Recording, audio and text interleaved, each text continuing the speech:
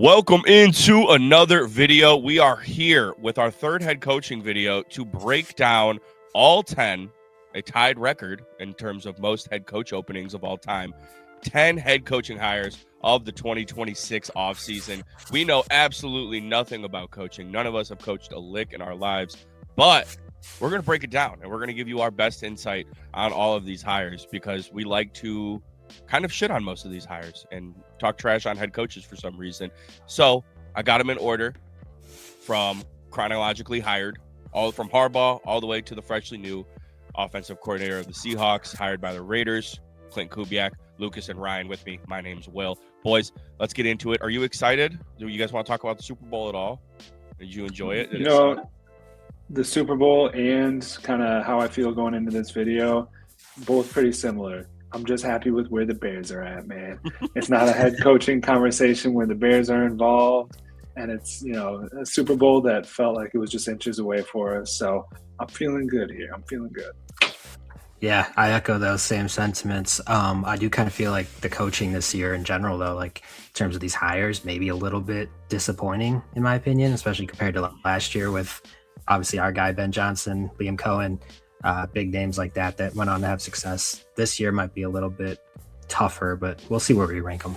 Yeah, 10 hires, and I don't necessarily feel all that good about them, but we got our 4 categories here on the left: A+ hire, good hire, very skeptical, and disaster. I feel like most of these hires are going to squeeze into those middle 2 categories: good hire and very skeptical, with a few disasters and maybe a few A+.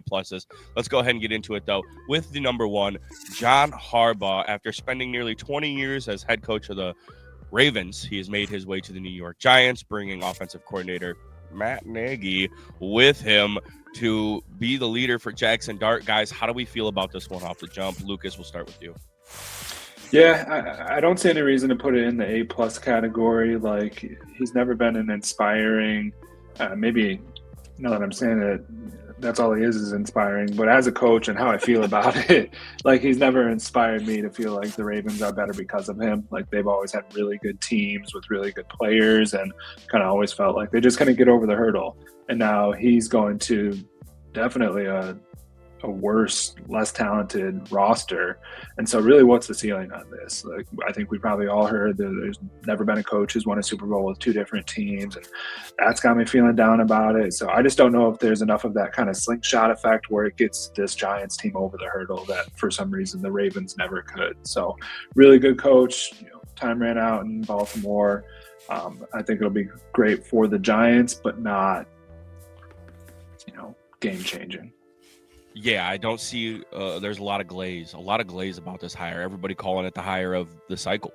And I just don't see it that way. I don't know if I'm in the position to put it in the very skeptical category, but Ryan, I want to hear what you have to say first about this.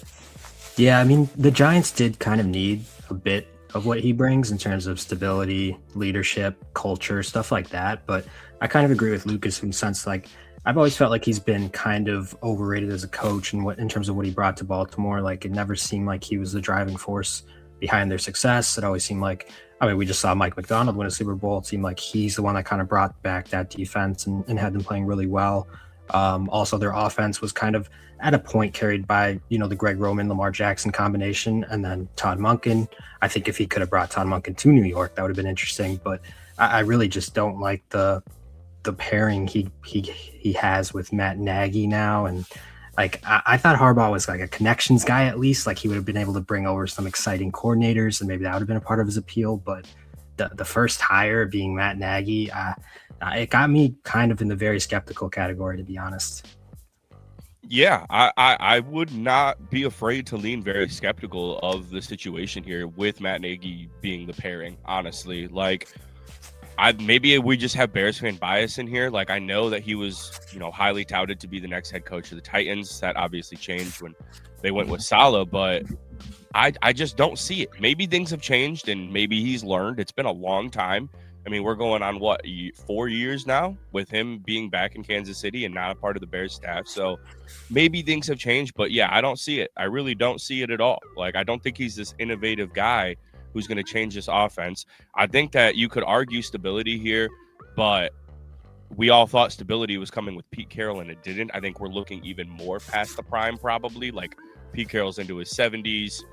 I believe he took a year off as well. I think so. I think he took a year off after leaving Seattle. So I don't know. I want to just go out. I think I could go either way. We got to put a label on it. Because I could go skeptical. I could go good. It's a very tough one for me. My vote's it's a good hire. I feel like I can't say that it's not a good hire.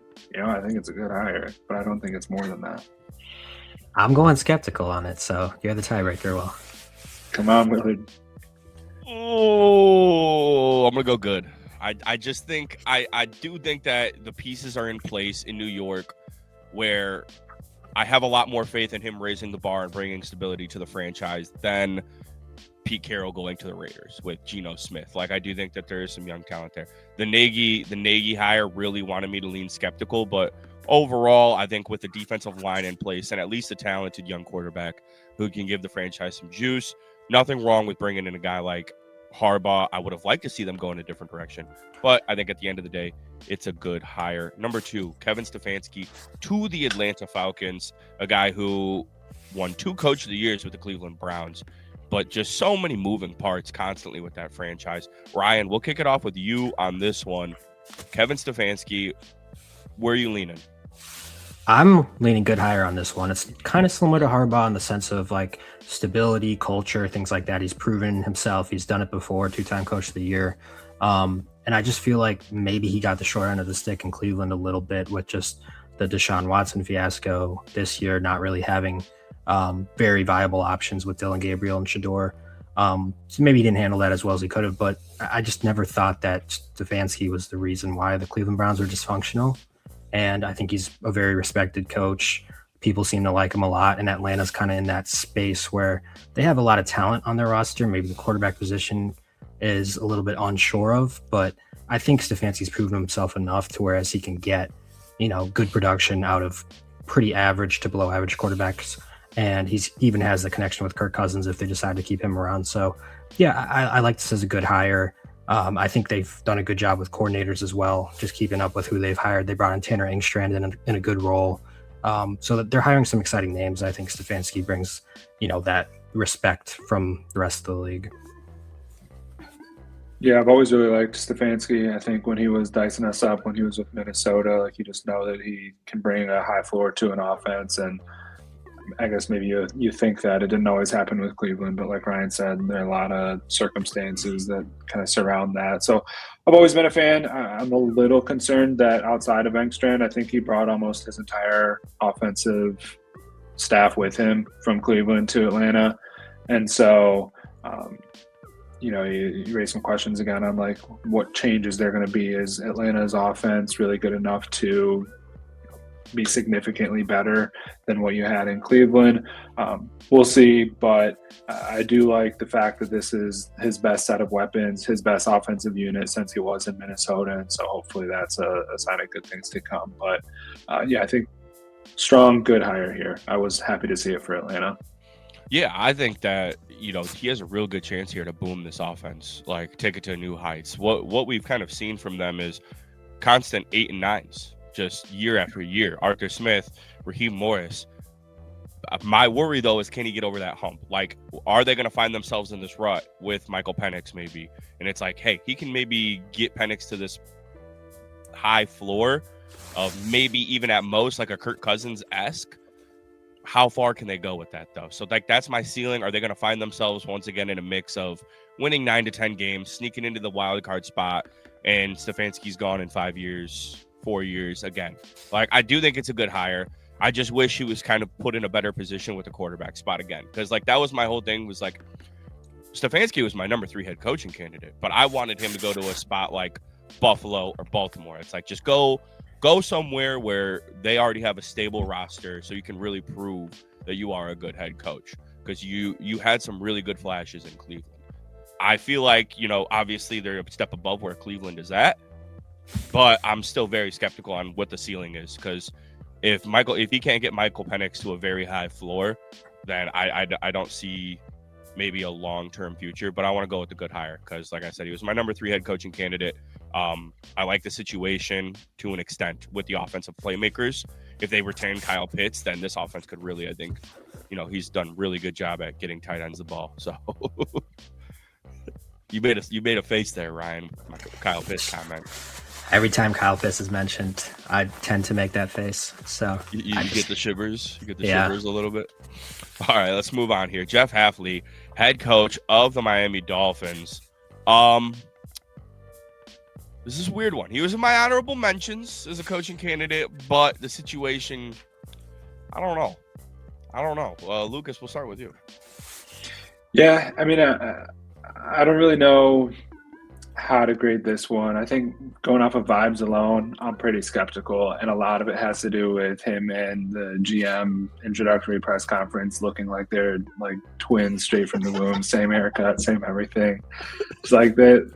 This room ain't big enough for the two of us. Like that's just not, something that's sustainable. Someone's got to change there. I don't really know how to feel about productivity or what the team will look like. I think Miami for a second had a really strong vision with their team. They were an edge rusher, maybe a cornerback away from being a really well-rounded, complete team back in everyone's prime, and now Tua's on his way out. Tyreek's career, who knows? Waddle's still a strong player, but without the pieces around him, it's like, I don't know what that team's going to look like. So there's a couple bright spots there. A-Chain's a dog, and who knows if he ends up sticking it out with Miami, but I just don't know where that team is headed from a roster standpoint. And so I don't know if it's a great situation for a first-time head coach to be walking into. So I'm more skeptical than anything. Part of that's probably a little bit of Bears bias. Just, we'll see though. I mean, I'm skeptical about like the roster, like you said, but I think just judging the hire itself, like this is one of my favorite hires. Like I'm leaning A+ hire on this one because I think when we did our head coaching tiers, or it wasn't tiers, sorry, it was like mocking the free agent or the candidates to be head coaches. I'm pretty sure I said I wanted them to get Jesse Minter, I believe. Mm-hmm. I think we were all kind of on the same page that they needed that defensive presence, someone to come in there and kind of build the culture, bring the toughness that they've been lacking. Because we've all kind of viewed them as a soft team, kind of under the leadership of Mike McDaniel, who himself is kind of a soft guy. So I think it's kind of what they need. If you listen to him talk, he does exude like very strong leadership qualities. I know you were joking about how he looks the same as the GM, but I actually I've enjoyed listening to him speak in his interviews that he gives, the press conferences. I think he has head coaching experience from Boston College, I believe. With Green Bay, his defensive coordinating abilities were really, really strong. I thought he gave a lot of different like exotic defensive looks. He's kind of that new creative mind, not quite on like a Brian Flores level, but maybe kind of in that Jesse Minter tier.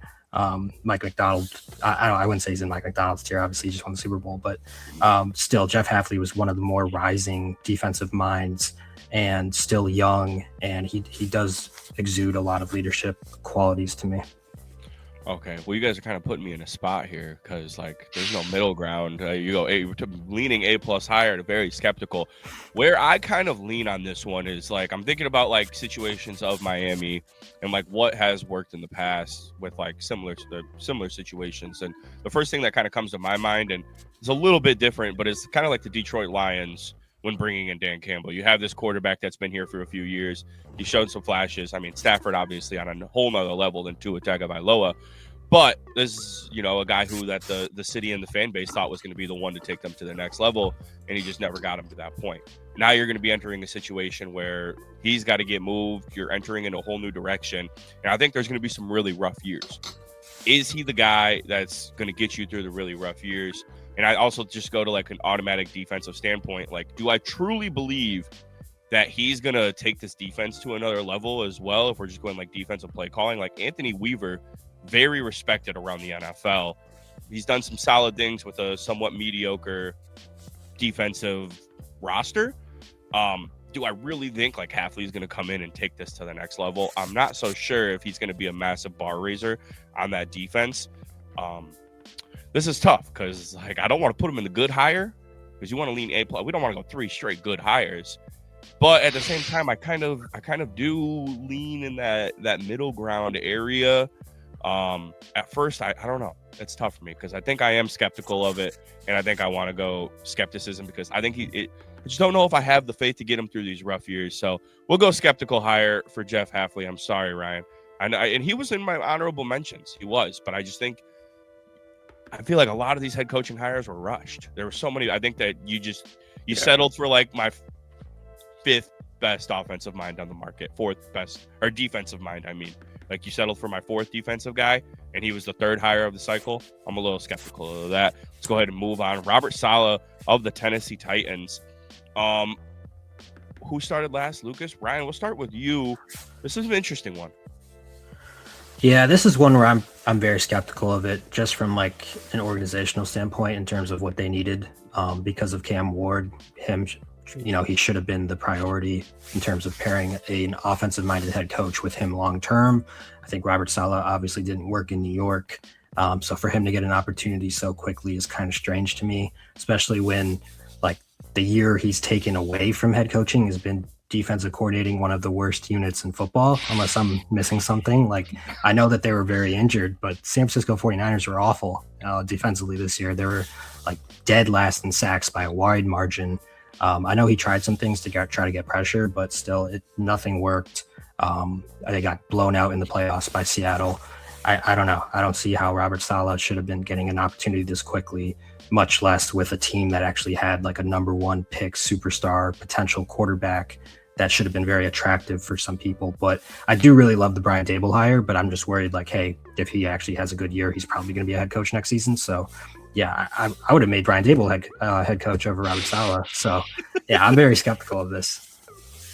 Lucas, your thoughts? I like hear and acknowledge everything that Ryan is saying, and I think like everything he said is true. But I've just always kind of had a hard on for Saleh, and I thought he's a better coach than what his time in New York or last year, like you said, maybe he's actually shown.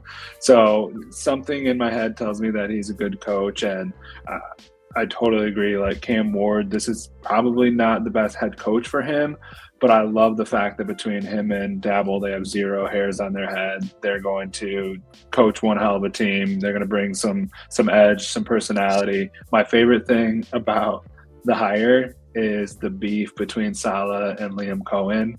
And we have another pair of head coaches who are going to see each other twice a year, go to shake hands twice a year. The Johnson and LaFleur effect is taking over the league. So I'm excited for the drama that that'll bring. Like I said, I've always been a little higher than Saleh than I should have. So I think this is a good hire. But to be honest, a lot of that's just based on vibes and not a lot of the facts that Ryan was just spitting. Liam Cohen would get murdered by Robert Saleh, by the way. Yeah, I cannot believe that he tested him like that. I am looking forward to that aspect. Like, I do think Robert Saleh is going to bring an edge. And when he got hired, I was super adamant about like they need to nail the offensive coordinator hire. Like, my dream offseason for the Tennessee Titans was a pairing of the Bryans, and it was Flores and Daboll. And I really want, like, if like you could mock up a Tennessee out of the jump offseason, for me, it was Brian Flores and Brian Daboll. I've been saying it since like October when they fired that idiot Callahan.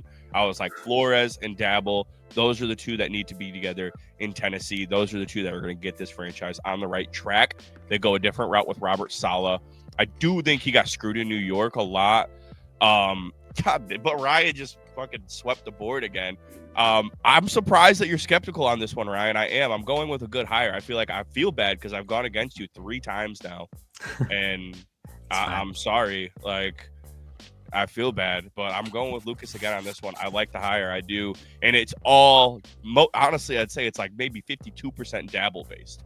Like he was like, that was the thing about him, is like he was able to get a bright offensive mind with him, like somebody would be, in having Cam Ward as well. I think he's going to raise the bar on the franchise defensively, and I really do think Brian Daboll is going to get Cam Ward on the right track.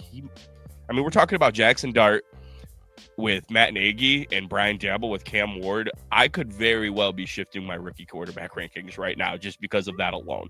Like, you could convince me of that off that alone. Shuck in the mix as well. Good dude. Let's go ahead and get into Jesse Minter of the Baltimore Ravens. Lucas, we'll kick it off with you. Yeah, this is my second favorite hire of the cycle. This I think is an A plus. I think this strikes a really good balance of kind of that new age younger guy who's going to bring some more energy, going to have a new fresh perspective. He's a strong defensive minded coach with a really good offensive skill set, on his team, on his roster. So there's already so many pieces you can build off of that. You bring the philosophy that you're going to set for the team, but you still have an MVP, a future Hall of Famer running the show at quarterback. I do like the Declan Doyle hire. I'm curious to see how his first year as a play caller pans out. But again, all things are better when you have Lamar Jackson. So I think he's a strong vocal presence. He's gotten he's been talked about since he was a coordinator with Michigan, just about how we knew this was coming. We knew he was going to be a head coach one day. And it's just enough of a switch up from Harbaugh, kind of philosophy-wise, energy-wise, where it's like, this is something that I can see them getting over the hump. This is something where it's very Mike McDonald-esque in a hire. And we obviously saw how that can be a quick turnaround to a 10 win and then Super Bowl in the second season. Ravens are starting off on a much better foot than the Seahawks were when they began that process. So I love this hire. I think the hires since then have been great for the Ravens. And I'm excited to see how next year pans out with a healthy team. Yeah, I totally agree with that. I mean, obviously I had Jeff Hafley as an A+, and I feel like this is the better version in all aspects than the Jeff Hafley hire. It's the same kind of concept where you're bringing in a very strong defensive mind, creative. He had 2 top 10 scoring defenses with the Chargers the past 2 seasons, and I feel like he did that with a pretty unimpressive personnel, just in terms of the talent that they had on defense in LA. And now he's going to Baltimore, where you have a guy like Kyle Hamilton. I mean, I'm just thinking about how good Kyle Hamilton's going to be in this scheme. That's going to be scary. And like Lucas said, the Mike McDonald comp, like I feel like this is Baltimore acknowledging that they messed up by not keeping Mike McDonald in the building. It feels like it's a similar hire to that. Jesse Minter viewed very similarly to Mike McDonald, young, came from Michigan the same way. And yeah, I just think with the only thing that does kind of scare me, not really skepticism, but it's just there is a lot of inexperience in terms of, hiring Declan Doyle, and now you got a offensive play caller who's never done it before, and you got a head coach who's never done it before. I wouldn't be surprised if they bring in somebody, I don't know, like a consulting role or something, someone that's been there before as a head coach, kind of like, with our Bears, Ben Johnson deciding to hire Dennis Allen kind of felt like something that was, done so that they'd have some head coaching experience and someone that could maybe show them the way. Jesse Minter's kind of going in there very with a lot of inexperience across the board. So that kind of scares me, but I think Jesse Minter is the right type of guy to be able to, overcome that, just in terms of his leadership ability, and just everything I've seen from him points towards him being a really successful hire. Yeah, I mean, I agree with you guys across the board here. I think it's like exactly saying like we messed up. We should have kept McDonald in the building and moved on from Harbaugh a little bit ago. Minter is that guy. Declan Doyle, a very bold hire, I will say. That's it. Like if you thought like that I did not think they were going to go in that direction in any way, shape, or form with Declan Doyle, with the youth. Like that is back-to-back very youth. I do love them bringing in Anthony Weaver as the defensive coordinator. Obviously not going to be like a play calling role. I'm assuming Minter is going to continue to call plays for the defense, but Weaver, a lot of experience. He's had a lot of head coaching interviews over the last few years. That's going to be, I think, like the leadership presence in the locker room with him. I am a little worried about the inexperience, but I think it's an A+ hire. I really do. I think what he's going to do is phenomenal. He's kind of been just trailing Harbaugh for the last like 5 years. The other Harbaugh, Jim, his brother, and he's been like the main reason for the success of all these Harbaugh teams for like the last 4 years. Like genuinely, like in Michigan, it was all defense. Got a natty off of that. The last 2 seasons in LA, with how good the Chargers offense is, talent-wise has been, defense has still been their strong suit. And I would say that the Chargers defensive roster isn't the greatest thing in the world. You got like Tuli Piloto and Khalil Mack really holding it down. And obviously we love Khalil Mack and he's a superstar, but he's kind of a shade of what he truly used to be. He's more of a few reps a game kind of guy. Like it's been phenomenal. I don't know what you said, Ryan. Did you say good hire or A+ hire? A+. A+. There we go. I'm in full agreement with the both of you on this one. I can get behind it. I was leaning in between the two just because the Declan Doyle thing. I'm obviously a fan of Declan Doyle. Obviously a little Bears bias in there as well, but that was like kind of a little bit worrisome for me. Also, why did we not touch on Brian's boy, Bobby Slowick, getting hired as the OC for the Dolphins? Does not worry you, Brian, a little bit? Yeah, not a big fan of that necessarily. I forgot to even touch on that in my skepticism. Why I lead with him on the skepticism. Dude went with Bobby Slowick. I'm not really expecting Miami to be good though. Like that's more of like a culture reset. Like he's going to be in there building from the ground up. He's the first guy they'll fire to say, guys, we're not fucking around. We just tossed Bobby out the door. PFF Bobby. All right, here we go. Getting into the one and only Mike McCarthy, head coach of the Pittsburgh Steelers. Now, going back to his hometown where he was born, shedding a few tears. Really cool moment, but I'm not sure how I feel about it, if I'm being honest with you at all. Ryan, how are you feeling? I mean, I feel like it would be kind of incorrect of me to say it's not at least like a good hire, like in the sense of who he is as a coach. I mean, I don't think that he's a very proven, established head coach with, you know, I wouldn't say a Hall of Fame resume, but borderline. I mean, Mike Tomlin, John Harbaugh, they're talked about very highly. I think Mike McCarthy, we've all said, has had a very similar track record. He does really well with quarterbacks, specifically young ones. Was involved in the development of guys like Aaron Rodgers and Dak Prescott. So I think, you know, maybe Pittsburgh Steelers, I don't think Will Howard's necessarily the guy, but going forward, if they're able to get a draft pick to bring in a young quarterback, I could definitely see that as someone or as something that Mike McCarthy can help with just the development process there. The thing that worries me the most is obviously his age. I just think that, you know, how long is this going to really last for him, already being close to 70 years old? I think at most you're getting a good 5 years out of Mike McCarthy. So you should probably try to get that young quarterback in the door like as soon as possible, so you can start this development process. But yeah, I mean, he's obviously a really good head coach. I just think in terms of like organizational direction, it maybe would have made a lot more sense to go young, get a reset in there. But I mean, it's depending on like the lens you're looking at this through. Do you want to like judge Mike McCarthy, the coach? Do you want to judge the hire? Do you want to judge, you know, the state of the team? I think if we're talking McCarthy, I'd go good. If I'm going, you know, just the hire itself from the Steelers' perspective, probably skeptical. I'm going to cut in here real quick, Lucas. This is my disaster hire. And it's, Ryan, I agree with everything you said. I do. I think McCarthy is a good head coach. But if there was a franchise ever in need for a cleanse, a complete just fucking wash it all away, like we haven't won a playoff game in 10 years. We've been fucking 8-9 nonstop. We've been picking at 15, 16, 20, 21 for year after year after year. Rip this thing to a fucking shred right here, right now. It's the Pittsburgh Steelers. And I say that with the utmost respect for the franchise, because I do have like a lot of deep love for that franchise. I think it's old school NFL history, classic shit right there.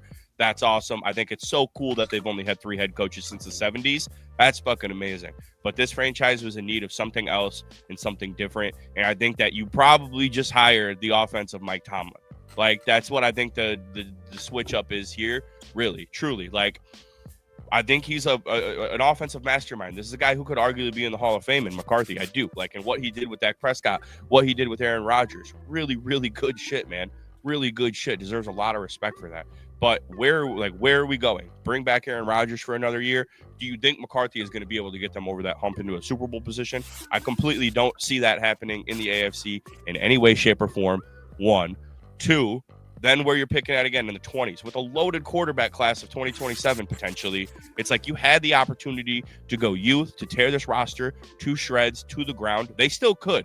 Like, they could still do it. You have a brand new quarterback coming in 2027 with Mike McCarthy, and that's somewhat fine. But if you're going to hire McCarthy, shred the fucking roster, and you know Pittsburgh is not going to do that because they wouldn't have hired McCarthy if they were going to go shredding the roster. It blew my fucking mind that they hired Mike McCarthy. It did. And I think you nailed it, Ryan. You did, but that's how I feel about those. I'm looking at it through a different lens. But don't you think he's like the perfect coach for like a teardown? I know he's old, but like in the sense of like he's kind of known for being the quarterback teacher. Like I'm pretty sure he started that whole QB school thing. Like he's totally the guy I would want like a early first round draft pick to learn from. That's why I wanted the Titans to sign him or to hire him. Sorry, for Cam Ward. And that would have made more sense. I agree with you on that one. I think. Because you had Cam Ward there, he would have been like. I think when you're hiring Mike McCarthy, it's like, okay, let's get the quarterback back on track there. I don't see them tearing it down though. Like I see what you're saying, but like I don't think they're going to tear it down. I genuinely believe that they should like look into the idea of a bridge coach, like somebody who's going to fucking suck and just fucking lose because they need to lose, man. I'm sorry, they need to have a year where they go 4-13 because this 8-9, 9 and whatever shit is so old, man. I can't stand it. I feel so bad for these fans. I genuinely would lose my fucking mind. I would go nuts if I was a Steelers fan. Like I feel so bad for them, honestly, to an extent. Lucas, you haven't spoken like 5 minutes. I'm sorry. Get to what you got. I'm kind of jumping all over the place too here. Like it's like you take a shot, that instant reaction is, ooh, that sucks. But then you kind of think about it.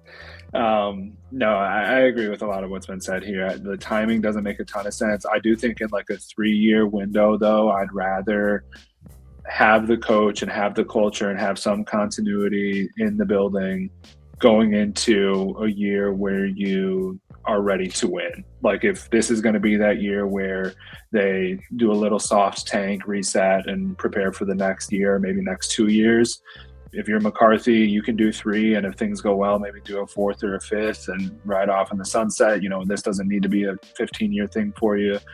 But then if you do get a quarterback next year, and we know this in this age, there are players who can come in and win right away. There's the Jaden Daniels who can get you to that NFC Championship year one if you have the right team, the right coaches around you. And in that case, they all came in the same year. But I think having a little extra year of everyone around you, everyone that is going to be staying consistent here is all on the same page, looking ahead, moving forward.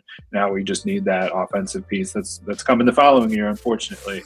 But then you're hitting the ground running. So maybe that's just me selling a scenario that in all likelihood won't actually end up happening, and they will be the mediocre Steelers that try to get over the hump this year, and then it all comes crashing that we're kind of expecting. But I do think there's a silver lining and in a few scenarios where maybe this does make a little bit of sense, but I'm skeptical to say the least. You can't bring back Aaron Rodgers. You can't. I'm sorry. Right. You cannot bring back Aaron Rodgers. And it seems like it's just lining up to be that way, though.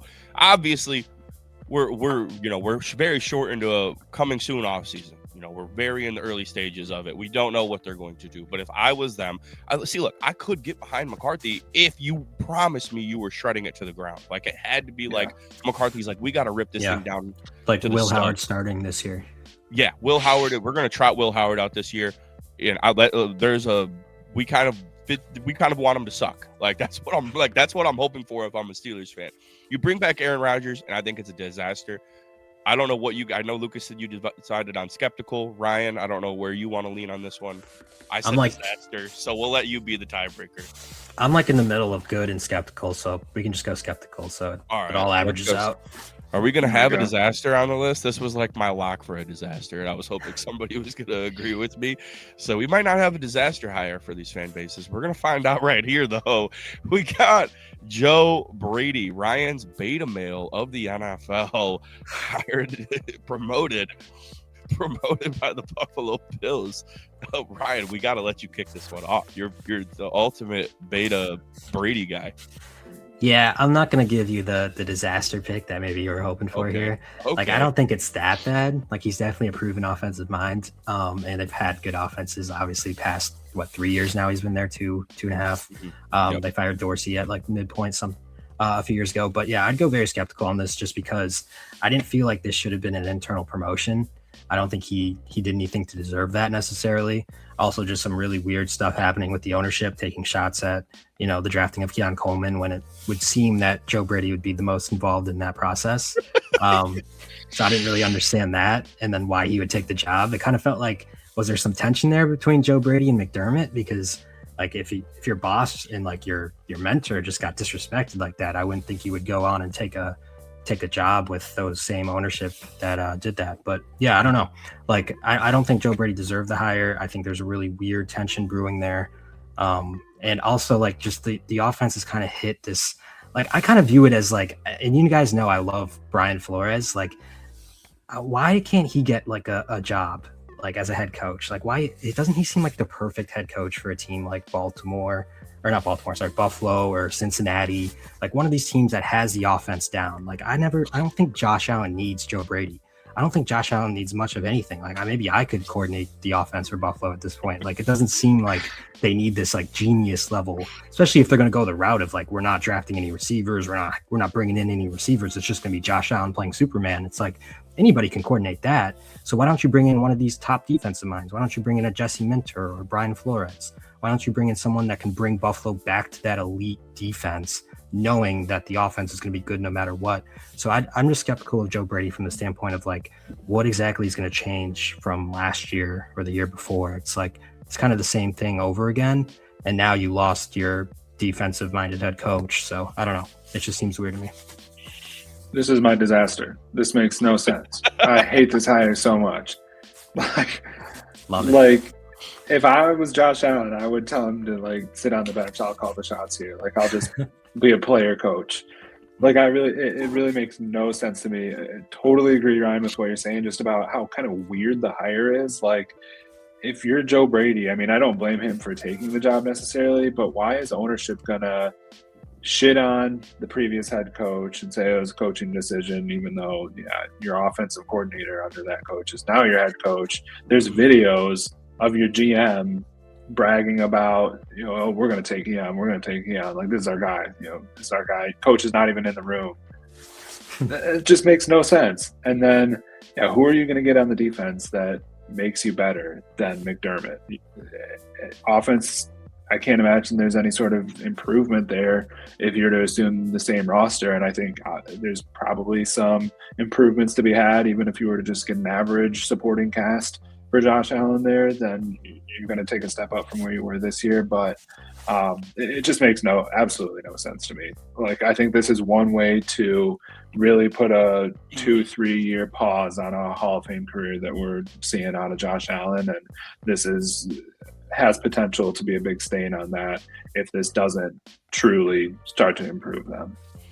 Yeah, I think you guys have both kind of nailed it on the head. The disaster kind of surprised me. And I feel like I might just pick disaster because we don't have a disaster hire yet. And I don't know if I'm seeing one down the line, but this is the worst hire for me. Okay. So for sure. Maybe, but that might not be your only disaster. Let's not spoil things for the people.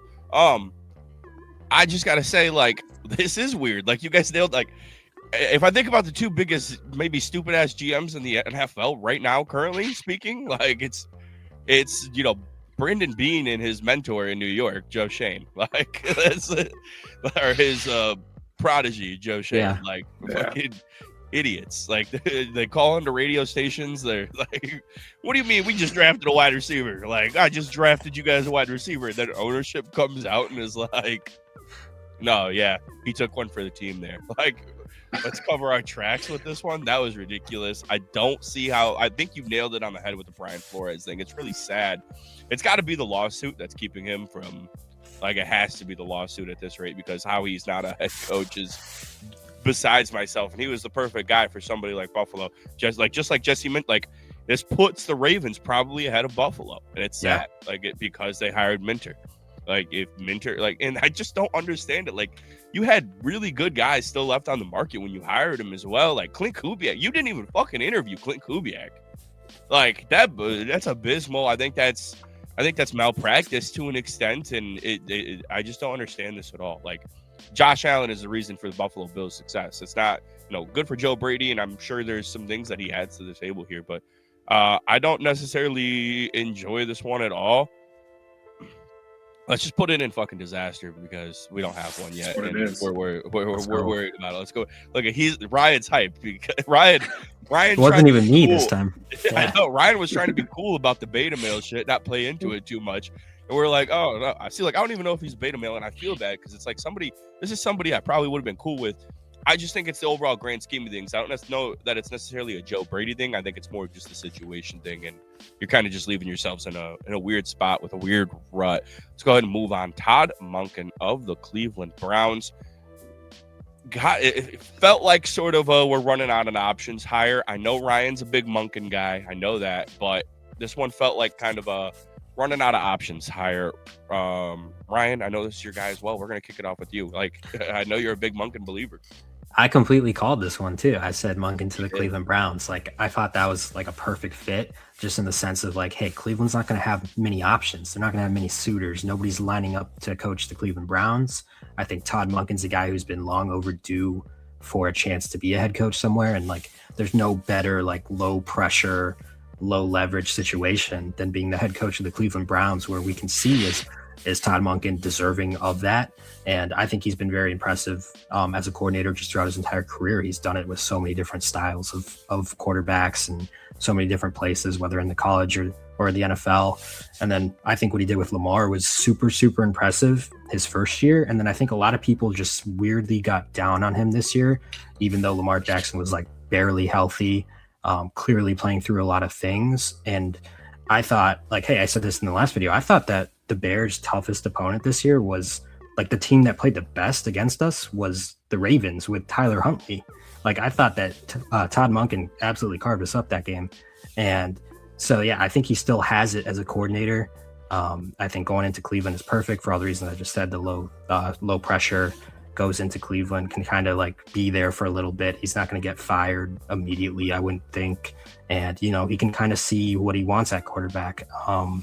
I think he'll try to get Shedeur to play well. I can't imagine that they're going to have a different starter than Shedeur next year. Maybe Deshaun Watson for a little bit. But, yeah, I know it's not going to look great right away, but I think as things go on, I've watched interviews of him and press conferences. He's a really good leader. He commands a room really well. So, yeah, I'm kind of excited for it. And the big part about it was Harold Fannin. Like, I think he's been a guy that has shown that he gets a lot out of his tight ends. He did it in Baltimore. He did it at Georgia with Brock Bowers. Like, he kind of like runs his offenses around the tight end position. And I think Harold Fannin's a blossoming young superstar. So I kind of like that as well. I just, like, I do not care about this hire at all. Like, whoever was going to get the coaching job in Cleveland, I probably wouldn't have cared about it unless it was like some super surprising name. This feels like one of those hires where like towards the end of next year, it's going to feel like Monken's been the head coach there for like 10 years. Like he is the Cleveland Browns head coach type of guy. And I don't know that I mean that positively. Like, it's just a very boring hire for what's currently a very boring team. And so I don't know how much a head coach is really going to sway the needle one way or the other until that roster gets rid of that Watson contract, which I can't believe, like you just mentioned, that he might actually play football for them next year. That's insane to think about. So it feels like you're setting yourself up for a bridge, you know, give him his chance in the league, give it a couple years, and then, you know, once they have one serious attempt at winning in a season, and if it doesn't go super well, move on from there. I can definitely see that panning out. But I agree too. I think he's been a really good coordinator. So talking a little shit here, but I think it could have been a lot worse. Put a label on it, boys, so I can get into my 2 cents on this one. I do not care. Yeah.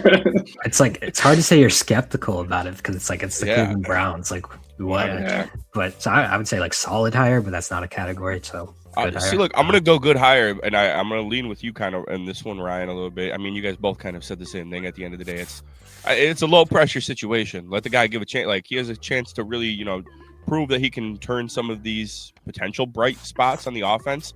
I think like what he was able to do with the backup quarterback position alone was just like really impressive with Huntley. Like, I mean, in Green Bay, like he's got a run scheme there. He eventually finally opened up the run scheme with Derrick Henry. It took him a little bit for some reason at the beginning of the season. And I think he was maybe just kind of buying into that Lamar's coming off of this stellar MVP season. Let's keep riding the high of him. But they were really successful on first and second down, and it kind of took them a little bit. But as the season went on and Lamar was a lot more banged up, they went into this run scheme and used Derrick Henry to the best of his abilities. Backup quarterback comes in there. I think it's a good hire just because, like, Cleveland can cut ties with him at any point. He can cut ties with them at any point. It's not a – I think it's a – let's take a swing at this thing. Monken was somebody who wanted Shedeur Sanders as well. I fully believe that Shedeur Sanders is going to be the starter this year. Is he going to be good? Probably not. Like, he's a fifth-round pick. He didn't show much promise, but if he can get him to the level of, like, a Tyler Huntley-esque. Like, Pro Bowl quarterback? Pro Bowl quarterback. Dude, go watch those picks in the Pro Bowl, dude. Not his fault. Not his fault. T. Higgins said he stopped running. That's on T. Higgins, not on Shedeur Sanders in the 7-on-7 flag football game. All right, I'm going with a good hire. Yeah, give the guy his flowers. He's been doing this a long time, and I do think like he's probably like a player's guy as well. Like, it might be tough with this roster. It's kind of an odd roster. Like when you're looking at it, like two different sides of the spectrum. Like offensively, like they're young. Defensively, they're still sort of young, like their main core pieces. But like Myles Garrett is that defense. Like, is he gonna really come in and buy into the Todd Monken? Like, guys walking in blue jeans and a sport jacket with like a flannel underneath. Like, is Myles Garrett gonna be able to get behind that? I don't know. But like Mason Graham, he might be able to get behind that. Carson Schlesinger, Shedeur Sanders, Harold Fannin, Quinshon Judkins. Those are guys that can maybe get behind that. So I like the hire. Kind of seems like a player's guy. Let him show what he's worth. Here we go. Mike LaFleur, head coach of the Arizona Cardinals. Lucas, we'll kick it off with you on this one. How do you feel about this one? I don't feel great. This is my second least favorite hire of the cycle. I think this reminds me a whole lot of the Kellen Moore hire last year, where it's just like everyone else finds their guy, and then, here's the offensive coordinator of a really good offense. I got no one else to hire. So, hey, congrats, you have a first-time head coaching gig. That's how it felt for Arizona. Like, it just didn't make a whole lot of sense. A lot of it comes from the fact that I don't know what the future for Arizona is. I think for this hire in particular, like, I have the most potential to be wrong here, I think. Like, I'm really confident that Joe Brady's not going to completely change the outlook for the Buffalo Bills. Feel pretty strong about the rest of the guys we put as those good hires being solid coaches. I think there's like a 80% chance that I'm right about LaFleur not being something crazy, but then a just 20% chance where he's the best coach in the league. And that's just all stemming from the whole McVay tree and LaFleur, Nepo baby. Like, those things add up. Those things mean something. Can't stand. And if the Cardinals, some of their players, do start to maximize their potential, I don't know what the future at the quarterback position is, but if that gets figured out, they could have a really solid team. So, yeah, not inspired by the hire. It's really just dependent on the future of that roster, to be honest. Do we play the Cardinals next year? No. No, yeah. right? I don't know. I was gonna say Ben Johnson. So it goes in obviously like order of years. We won't play them. We will not play. No, we play the NFC South this year. We play the NFC South this year because last year we played the Cardinals last year, and that was our NFC West year. So and we're gonna get the Seahawks because of the first place schedule. So I was gonna say Ben Johnson's probably not a big fan of this one. But it's funny that you said it reminds you of Kellen Moore, because I actually kind of thought that the Joe Brady one reminded me of Brian Schottenheimer. But maybe it's like the worst but it's like the even worse version of it, because the Buffalo Bills need to win now. Like, Cowboys, we didn't think that they were going to win. The Bills are in a contention window. And then this one, it's like Kellen Moore called plays for a Super Bowl winning offense. Like, what the hell did Mike LaFleur do? Right. So I mean, he's had a past track record of not being a successful OC. I know he went back to the Rams, but he doesn't really have a play calling role there. Seems like more of maybe just like design, like leading meetings, doing kind of just like the non-play calling OC stuff that doesn't really make you qualified to be, a head coach. I wouldn't think. Like, usually, I feel like it's been a while since a head coach has been hired that hasn't called plays. Like Matt Nagy maybe, but obviously that was a very long time ago. Probably there's been more recent examples, but I don't see that at all. Like you said, I think it was just the last option that maybe made some sense. I think there's more interesting young names though. Like maybe they all declined the Cardinals because nobody really wanted to go to Arizona. But I mean, Grant Udinski was an interesting name I thought of. There's some other guys too that were interviewed there that were like at least somewhat interesting. I would have given it to like maybe like an older bridge like Vance Joseph or something, like someone that at least can bring a culture and a good defensive mind. But yeah, I guess they went with LaFleur, who I don't think will be any good at all. And I would be surprised if this was anything other than a disaster. Yeah, I'm going full-blown disaster. This is the ultimate coattails guy in the NFL right now. Like, fucking riding high on the coattails of everybody.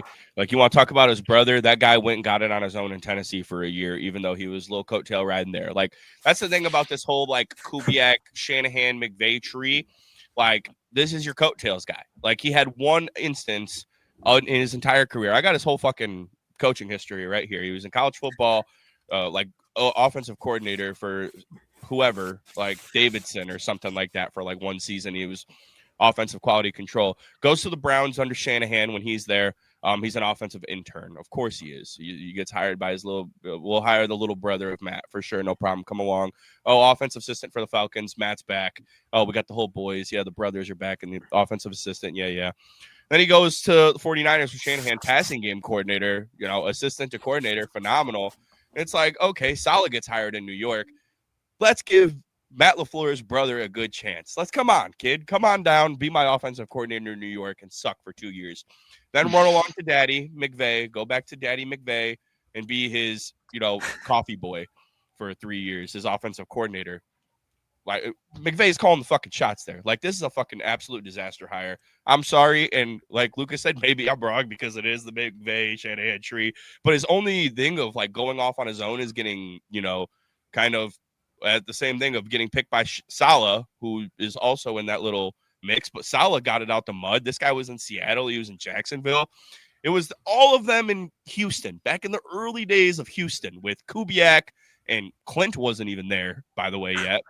You had Shanahan there as the OC. LaFleur was there. All them little buddies were linking up in Houston. It was a whole little buddy fest. And I got to be careful with my words. A whole little fuck fest in Houston. Oh, buddy, and giddy. Like, they at least all of them at some point went off and did something on their own. Like, they figured it out. This guy's just fucking rode Shanahan's coattails the whole time. Shanahan wouldn't even take him back. And, fucking McVay threw him a bone and was like, yeah, come design some shit up. Disaster hire. I fucking hate it. I think he sucks. I think at absolute best, this is the best in my head that I think this hire is going to be is Mike McDaniel. Like, that's it. That is the furthest I see this thing going. That is the peak of the Arizona Cardinals, is what Mike McDaniel was able to do in Arizona. I think he's fired in 2 years, and he's back to Shanahan's passing game coordinator in San Francisco. I can't get it out the mud. See, look, this is funny that I'm saying this shit because I'm about to fucking glaze Kubiak right after this. I'm about to glaze Kubiak, but disaster hire by far, Matt LaFleur's brother, Mike LaFleur. See, look, I shouldn't have even worn the fucking Bears gear. They're going to be like, oh, you're only saying this because it's Matt LaFleur's brother. No, not at all. Coattail boy, coffee boy should not be a head coach. Disaster. And he's so different.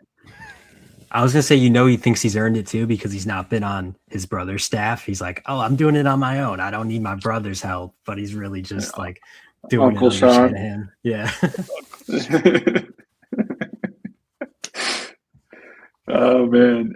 But I think they're different. Talking about Kubiak and LaFleur here, because Kubiak does all the things that we're knocking LaFleur for not doing. He calls the plays. He's on that winning, that Super Bowl winning team. I mean, he's really for 3 of the last 4 quarters or 3 of the last 4 halves of a season, going back to the first half of last year, at really damn good offenses everywhere he's gone. And that's not always been with the most elite supporting cast or elite offensive skill position players. Obviously, he's had Jackson Smith and Jigba this year, offensive player of the year. I'm not going to act like that didn't exist. But he really helped Darnold maintain the trajectory that he was on, be that winner of games. It's not always the most beautiful. There's going to be some games where he's got some bad turnovers, but largely speaking, that offense, even when they were not doing too hot, with those high turnover games, they were still a pretty high functioning offense. So he's just really solid, and he's raising the floor wherever he goes. He's calling the plays. He can. It's going to be an easier process to step into that because you're not taking on that responsibility all of a sudden. And then I think you have the timing too. Whereas if you look at LaFleur in Arizona, who knows what that quarterback situation is going to look like. Everyone in the world knows what the quarterback situation is going to look like for the next 5+ years, with Mendoza being the clear number one pick for Vegas.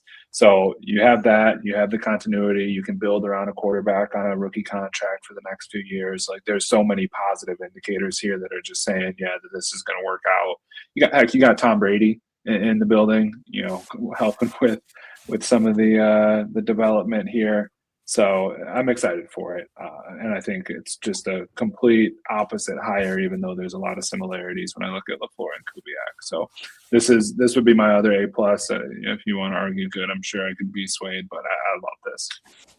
Yeah, I'm going A+ on this one too. This is the Ben Johnson hire. This is the Liam Cohen hire of this cycle. This is the hot offensive mind that calls plays, that brings innovation, that has led a top offense now for, I guess it's only been a year, but he, like you said, the Saints, he did some good stuff early on there with Derek Carr. And yeah, I think he's a bright offensive mind. He's going into the Raiders, where they have a lot of talent offensively. They just really need to get a good structure in place there. And I think Kubiak can bring that. He hasn't really worked with a young quarterback, which is maybe the skepticism. So it's hard to say how he's going to do with Mendoza as a rookie. I believe the quarterbacks he's coached, Sam Darnold, Derek Carr, and I think even before that, what was it, like Kirk Cousins, right? He come from Minnesota. So yeah, it's been a lot of veterans that have already had it figured out. But I think what he can do for Ashton Genty, what he can do for Brock Bowers is something that should excite a lot of Raiders fans. And we kind of already talked about this in our, coaching candidates. I think he was my number 2 and he was your number 1, Will. Yep. And you actually said you wanted him to go to the Raiders. I think I was more on board with him going to the Ravens. I think that still would have been probably the best thing for the Ravens, even though I like Jesse Minter and he's also an A+, obviously. But I do think that the Las Vegas Raiders would have been my second choice for him, just because of, the fact that he's really, really strong as a run game coordinator. And I think the Raiders can really be a strong running team, obviously with one of the better run prospects that I've seen in quite some time. A tough rookie year, but I don't think it's by any means over for him. So I'm really excited for the Kubiak-Genty pairing specifically, and then also Mendoza, obviously. But that part I'm more skeptical on, just because I don't know how that's going to work with, rookie quarterback. We'll see. No, I'm all the way in on this. By far my favorite hire of the cycle. This is kind of crazy to say, like, I'm buying all the Raiders stock I possibly can. Like, I really am. Like, I'm really excited about the outlook on this team. Kubiak got it. He has the full-blown nepotism. His dad's a phenomenal coach, but he did start alone. He started alone. He didn't go to Houston with Daddy. He was in Minnesota in 2013 and 2014 with Leslie Frazier. He wasn't with Daddy. Then he joined Daddy. For a few years in Denver. Followed Daddy to Minnesota, where he was like passing game coordinator, but he gets promoted to OC. They have a really good year. Situations just fall apart, though. He gets fired. Boom. He goes with Nathaniel Hackett. First year. Boom. Fired. Then he goes and spends a year with, maybe like stepbrother Kyle Shanahan. We'll call him like stepbrother Kyle Shanahan. Let's get this run game figured out. Let me get my running schemes figured out. I've spent a lot of years with these high passing offenses. Let's get my run game kind of figured out. Boom. Dennis Allen wants me as my OC. I'm going to go out there and do it. Dennis Allen gets fired. He's just kind of been in these shit situations where it's like these head coaches just keep getting fired. So he's like, oh, yeah, we're sorry, kid. You're going with them. Like, we're cleaning house. Finally, he finds a system that is going to work for him. He gets the run game working. Ken Walker, first Super Bowl MVP. That is a running back since Terrell Davis in the 90s. He gets A.J. Barner unlocked. That is phenomenal when you think about what he can do with two players who are on other levels than Barner and Walker, with Janty and Bowers, and you bring in this quarterback who has the mold and the kind of play style of the quarterbacks that have success with him, except his legs are a little bit sharper. Like, that's the beauty of this thing, and why I'm buying all this stock is these pocket passers, smart IQ. They don't have the strongest arms. None of these guys really have the strongest arms, and Mendoza doesn't have the strongest arm. But if you're accurate and you're smart, this guy delivered back shoulder throw after back shoulder throw, time and time again in this college football playoff. I was extremely impressed. It's just very smart, accurate quarterback who can move his legs a little bit better than these guys can. I'm so excited to see what comes of this offense. They need to address the offensive line, though. They need to do what the Chicago Bears did. Start fucking shipping out 4th-round picks for anybody who you like. Call up somebody in Seattle. Maybe they need to ship somebody away. I don't know, but I love the hire. I think it's phenomenal. I think it's so much different than Mike LaFleur. So, yeah, I love this hire. I'm so excited about it. I'm buying all the possible Raiders stock that I can. Yeah, I feel like a year ago today, you were probably saying the same thing, though. So, like, whoa, Pete Carroll? Weren't you on the Raiders? I had him at like 7-9. I said he's going to raise the bar, but I'm not a fan of the ceiling. No chance I was in on the Pete Carroll thing. We thought we was safe. We thought he was going to be safe, but we'll go run the tape back. Also, how much I thought you were on the Raiders. I thought you were like, man, they could be in the mix for the division. Oh, I don't know about that. I don't know if I was that strong with it. I did say I think he was going to raise the bar. I put him at 7 wins this year, which is raising the bar in Las Vegas lately. It's 100% raising. But how much do you think they paid him for this season? Like, to do what they did? Because I'm starting to think that they might have just threw this shit in the fucking can. Hey, Pete, go fucking lose this year. Like $10 million. Here you go. We're going to, as soon as we're done with this, we're going fucking back and we're watching the receipts on this one. We are. All right. We're going back. Maybe I'm a little, but I had him. I know in my preseason predictions, I had him at 7 and 10. I was just saying, like, I remember in my preseason predictions being like, 7 and 10. He's going to raise the bar. Probably can get him to 9 wins in year 2, but this team's never going to win a Super Bowl with Pete Carroll. That was my thing. That'd be a fair take. Yeah, we'll see. We'll see what you said. I thought there was some division talks going on, but we'll see. Oh, but wow. No, I'm with you this year though. Like, yeah, I don't know about like Genty being on a different level than Walker. I mean, the guy just won Super Bowl MVP. I think he was the number 1 graded PFF like running back, but prospects. But okay, like I mean, all right. Prospects. They're not prospects anymore. What's with the face, Lucas? We're talking prospects. I remember the take that somebody from PFF dropped in the preseason was like he's closer. Janty was closer to Ken Carson than he is to Bijan Robinson, and I was like, oh, or no, who was it? Rashad Penny. Ken Carson, man, a couple of those Seahawks legends just combined. His name, the running back, Carson. What? Is it Marshawn Peterson? Chris Carson. Chris Carson. No, he said Rashad Penny was their 1st-round pick running back. He said he's closer to Rashad Penny than he is to Bijan Robinson. Dude, isn't Ken Carson somebody? Like, I thought you were making a joke. He's a rapper. Like, yeah, he's he's that bad. Underground rapper. I was gonna say a senator, but a senator. He probably is a senator. There's a lot of them out there. All right, there you go. There you have it. I knew we were going to get 2 A+ hires, and those were my 2 A+ hires. My disasters were a little bit shaken up, but I knew I was going to put LaFleur's dumbass in there. I had McCarthy as a disaster. We went with skeptical. You guys talked me into skeptical. I could get behind it. But this is exactly how it panned it out to go. It looks great.